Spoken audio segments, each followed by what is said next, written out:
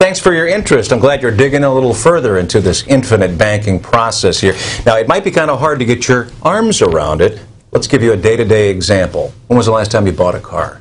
Chances are you went to the bank, right? Well, there's other ways that you can do it. Russ Morgan is with us now. He's going to show you step by step the difference between the infinite banking process and some other ways that you can purchase a vehicle. Russ? You're right, Scott. Everyone does buy cars, and over their lifetimes they can spend hundreds of thousands of dollars in interest just in the way that they finance them. Today we're going to look at some strategies that can actually recapture that interest and put it back in their pockets. The example we're going to look at comes from a book, Becoming Your Own Banker by Nelson Nash. This book is a crucial part of understanding the infinite banking concept and how to apply it. We're going to be looking at page 45 where Nelson Nash compares two different methods of two 21-year-old twin sisters who are going to be purchasing cars and recapturing the interest that otherwise would have went to the finance companies. One sister is going to be using a traditional financial product such as a CD with an after-tax rate of return of 4%. The other sister will be using a dividend-paying whole life policy with a specific design to enhance its cash value buildup.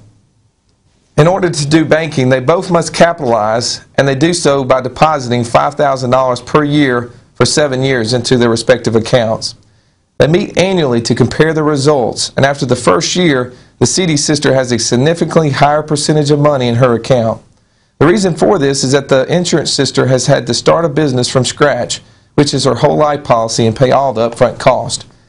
The bank that the CD sister is using has already paid these costs in order to have use of the money that the CD sister deposits. They continue to meet each year, and as you can see, the CD sister continues to have more money. Starting in year 8, they decide to purchase a $10,550 car every 4 years. They each withdraw money from their respective accounts and agree to pay themselves back $3,030 per year, which is just $260 a month. After paying back the second car, which is year 15, you can see that the CD sister now has less than the insurance sister. From this point on, the margin will continue to grow in the favor of the insurance sister account. This happens because the insurance policy becomes more efficient every year it is owned, and the interest and the dividends paid accumulate on a tax-deferred basis.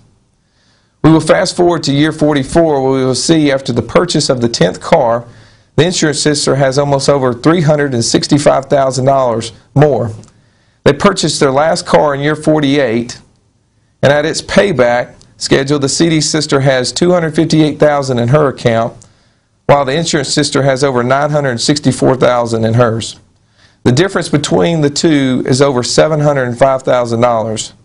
This number represents not only how much more the insurance sister made, but it also would represent how much the stockholders of the bank the CD sister used would have made if they compounded their growth over a tax-deferred basis. If we summarize real quickly, you can see that each sister contributed $35,000 in the first 7 years and paid themselves back $133,320 over the 11 car purchases, giving them total contributions of $168,320. They each withdrew a total of $116,050 for the 11 cars, giving them a net contribution of $52,270. If they both took retirement income of $50,000 each year starting in year 52, the CD sister's account would be empty after 5 years and 8 months. However, the insurance sister could continue to withdraw $50,000 per year and her account would still be growing. Finally, did banking work for them? Sure. For the CD sister, she put in a net $52,270 and was able to purchase all her cars and still withdraw over $283,000. But how did banking work for the insurance sister? Well, she too put in a net of $52,270. However, at year 64, she's been able to withdraw $650,000, plus she has over $1 million in cash with a net death benefit of over $1.3 million. All right, I'm admitting again, I count with my fingers. I'm better with my toes adding into this here. But it sounds to me like we had two sisters. They bought the same number of cars through the years, right? Correct. Each month they paid out the same amount of money. Correct. Right? Okay. And then when it was all said and done, one had $200,000 or something like that, which is not bad, but the other one had $600,000 and it was still growing? Correct. So the only thing that was really missing here was the bank. I bet you're curious now, huh? Order the book. It's just 80 pages. It's going to give you a lot of information. You can order it right here on the website. If you got questions, the telephone number is there as well. What are you waiting for? Why are you still giving money to the bank when you can give it to yourself?